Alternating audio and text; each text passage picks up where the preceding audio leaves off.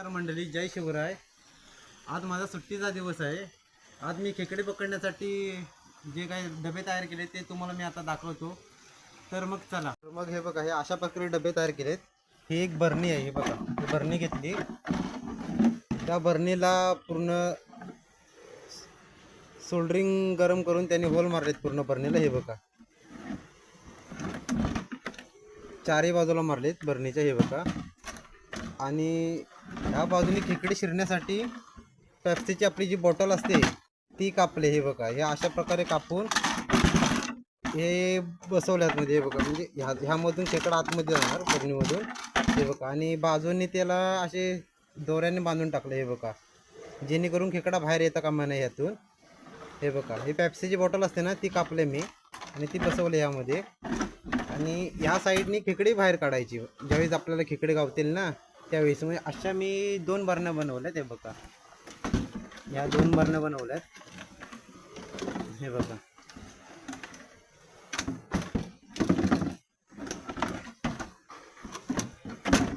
आणि ह्या बॉटल आहेत, त्यामध्ये खेकड्यांसाठी खाणं टाकायचं आणि ती मग बॉटल त्या बरणीमध्ये टाकायची. हे बघा, अशाच प्रकारे तयार केली ती पण बॉटल. त्या बॉटलला पण होल मारून घ्यायचे जेणेकरून त्या खेकड्यांना त्या कोंबडीच्या विष्टीचं वास येईल. त्या प्रकारे ही बॉटलला तयार केले मी. हे बघा, हे बघा, आणि हा एक डबा तयार केला आहे. हा बघा, त्या डब्याला सुद्धा मी बाजूने एका साईडने कापून घेतलं. हे बघा, पहिलं हे बघा, ही साईड आहे ना ती कापून घेतली. आणि इथे बांधण्यासाठी 3 ठिकाणी होल मारलेत, 1 2 आणि इथे 1 3. ह्या डब्याला पण सेम तसंच केलंय. खेकड्याला शिरण्यासाठी पॅप्सीची बॉटल कापून ते आतमध्ये बसवली ती. हे बघा, तारेने. हे बघा,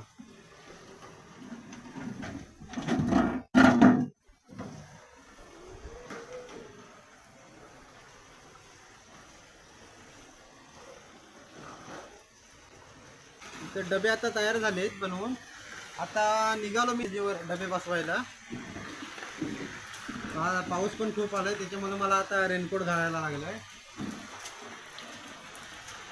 तर मग चला जाऊया आपण. नमस्कार मंडळी, पाऊस पण खूप आहे त्यामुळे डबे पण मी जवळच लावतोय. हे बघा, घराची तिथे लावतोय जवळ. हे बघा, घर माझं इथं वर आहे. फक्त तयार केलेत मी डबे. टोटल मी 10 तयार करणार होतो, तर मला तेवढं टाईम नाही भेटला आणि पाऊस पण भरपूर आहे, त्यामुळे फक्त 2च डबे लावणार आहे मी आता. हे बघा, आता ह्या पाण्यातून जातोय वर. पाऊस पण खोऱ्यात भरपूर लागतोय. पाणी कधी पण येईल नदीला, पटकन जातो लगेच.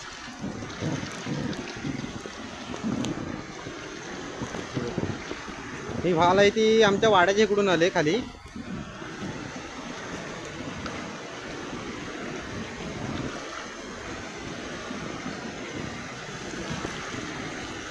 नदीला पाणी भरपूर आहे म्हणून मी फक्त 2च डबे लावतोय, नाहीतर मग डबे लावणार होते जास्त.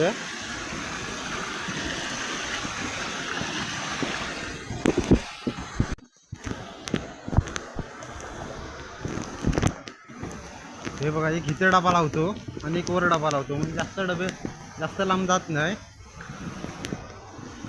माझे डबे असतात भरपूर.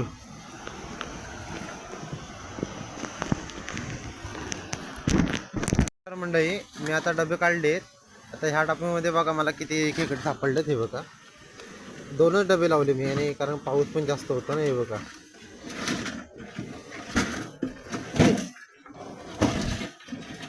आणि खेकडे पण खूप मोठे आहेत. हे बघा, आता वरच्या साईडला नदी साईडला लावले होते ना तर डब्बा मला फुल भरून भेटतो, फुल. आणि जे खेकड्यांचं खाणं होतं ते जरा कमी होतं ना माझ्याकडे, म्हणून मला 2च डबे लावायला लागले. हे बघा, खेकडे मोठे आहेत. हे बघितले का?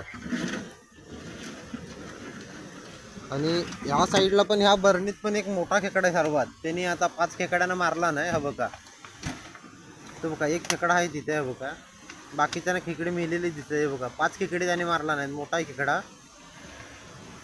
हे बघा,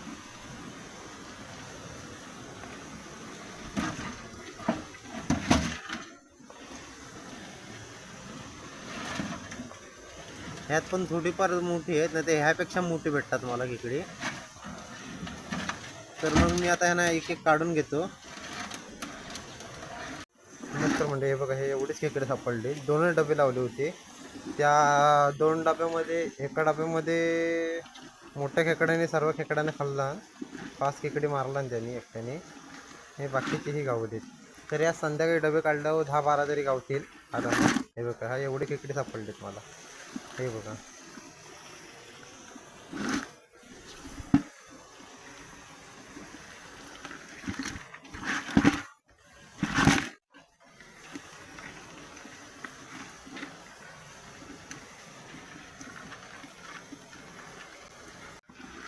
नमस्कार मंडळी, मला एवढेच खेकडे गावले. आता 2च डबे लावले होते. त्यामध्ये एका डब्यामध्ये हा मोठा खेकडा होता, त्याने 5 जणांना मारला. तर आता हे एवढेच खेकडे सापडलेत. अजून गावतील त्या डब्यात. संध्याकाळी जर डबे काढले तर अजून नाही होते 5-10 तरी गावतील. आज एवढेच भेटलेत. हे बघा.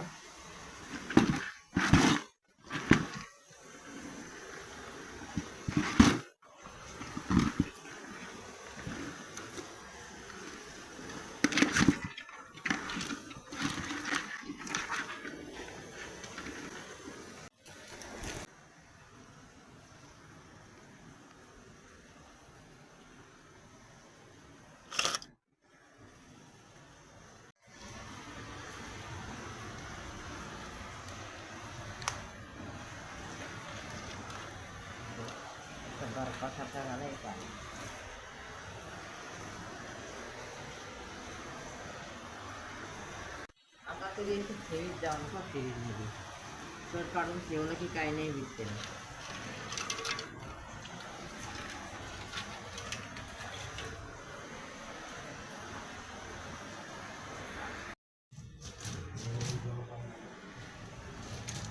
पाणी लागते, पाऊस लागते.